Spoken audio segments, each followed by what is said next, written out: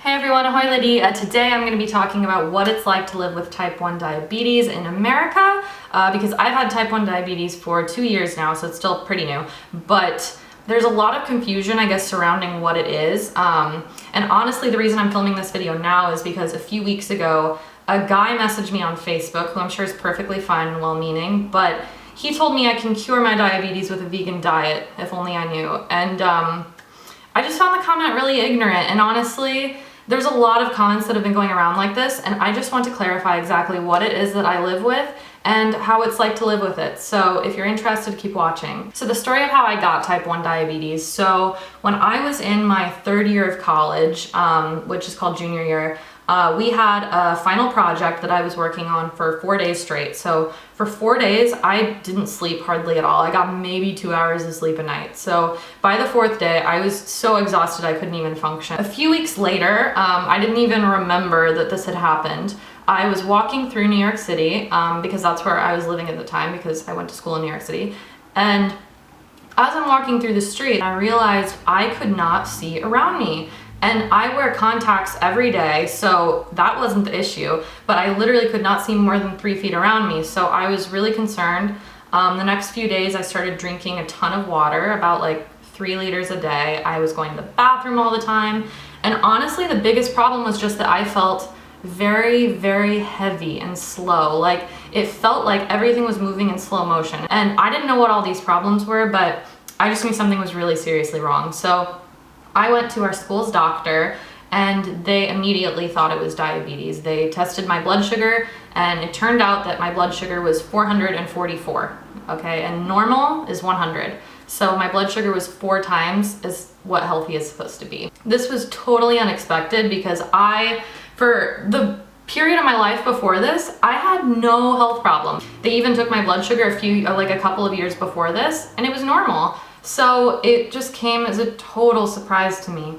But the problem with this was that at the time that they tested my blood sugar, I had a condition called ketoacidosis, which means that there was so much sugar in my bloodstream that it was starting to poison my organs. So the school nurse, she sent me immediately to the emergency room in New York. I was in the emergency room for 3 days and they had no idea what kind of diabetes it was for the first 2 days of that, and it was horrifying because I was too old to get type 1 diabetes, because most people who get type 1, it's also called juvenile diabetes, they get it before they're like around 14 years old. So my case was super rare.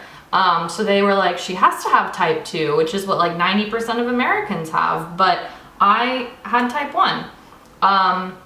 So the difference between the two is that when you eat food, your food gets broken down into sugar. The sugar gets let into your cells.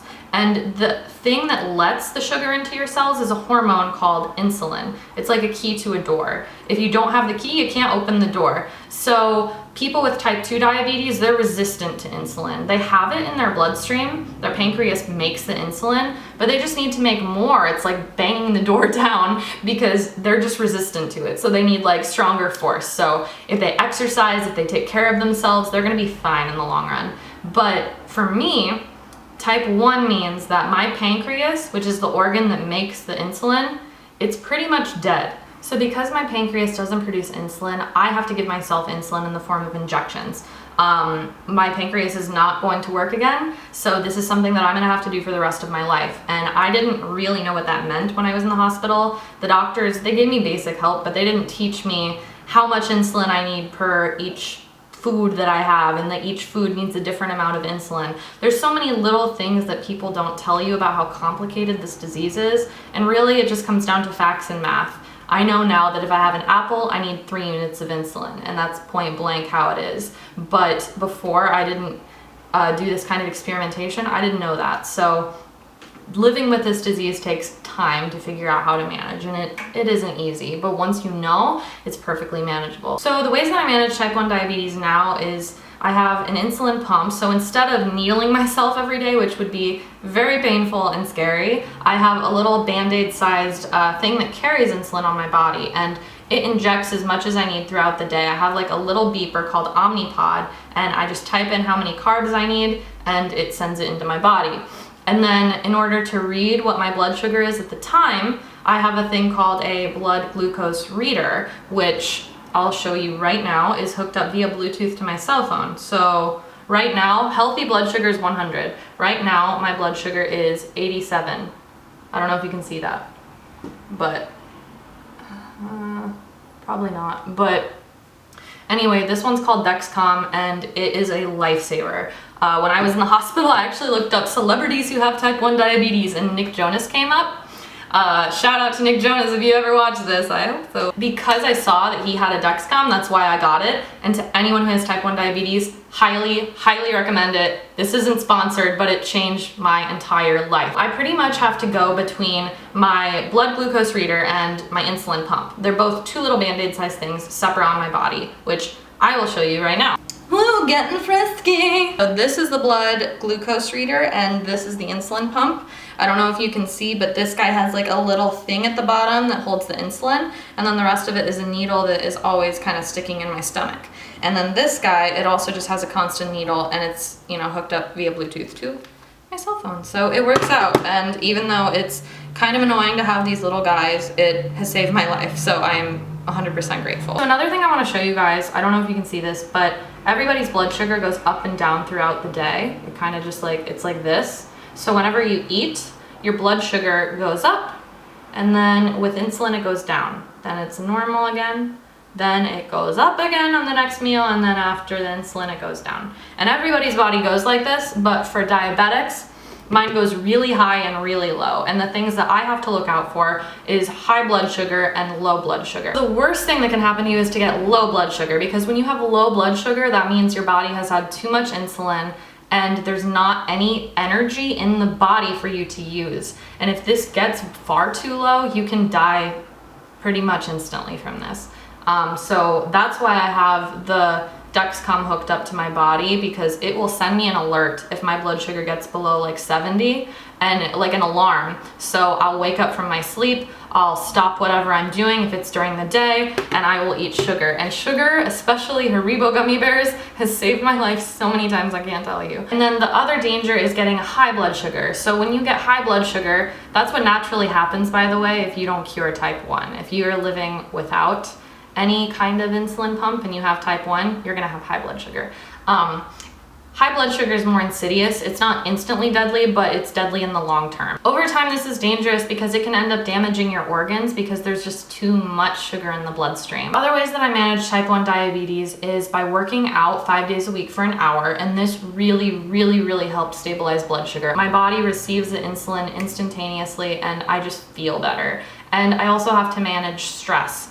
Stress management is super vital because if you don't manage your stress, high stress also leads to high blood sugar. Just maintaining healthy mental health and physical health is always beneficial, but for diabetics, it's especially necessary. I guess just talking about what it's like living in America specifically with diabetes, as opposed to a different country, I pay about $500 a month on average just to maintain my baseline health, and that's with health insurance coverage. I know most of you are living in Europe, specifically Czech or Slovakia, and honestly, I really want to hear what your guys' healthcare system is like, especially people with type 1 diabetes.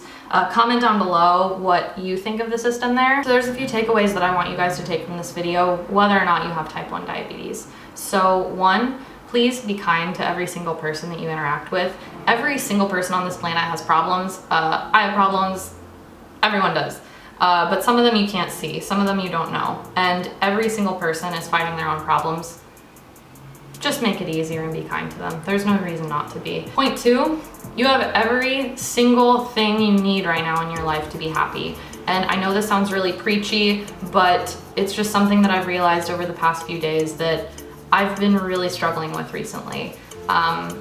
You always think that you need something else, some bigger car, better house, more status, more followers on Instagram, bunch of bullshit. And you don't need any of that. You have exactly what you need right now to be happy. I don't care what difficulty you're going through, what disease you have, what struggle you're having, you can be happy. Exactly how it is right now, and please don't forget that. When I got this disease, I thought it was gonna stop me. I thought my entire life was over, and I am here and I'm thriving and it is not stopping me. if you know anybody with type 1 diabetes, please send this to them and let them know this disease doesn't stop you from anything. No matter what you have, just remember that too. You're going to be fine. So anyway, I hope this wasn't too preachy for you guys, but I just really wanted to share what life with it is kind of like and just give you a little bit of hope. Thank you guys so much for watching. If you like this video, give it a thumbs up and subscribe. If you know anybody with type 1 diabetes, please send this video to them, and even if you don't, just let them know they are going to be okay.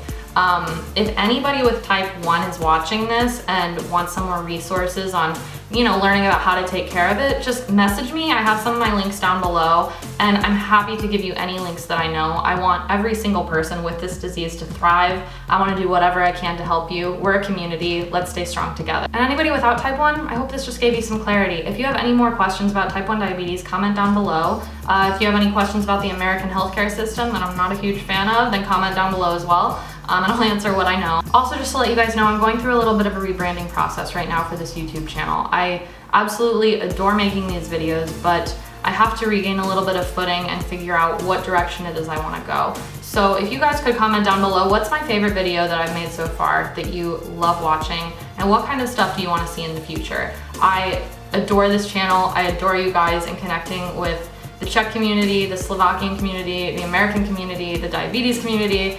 Every single person that reached out, I just want to thank you so much. I'm almost at 20,000 subscribers, and even though numbers don't matter, it means a lot, and I just want to thank you again. So anyway, thank you guys so much for watching, and I'll see you later. Bye.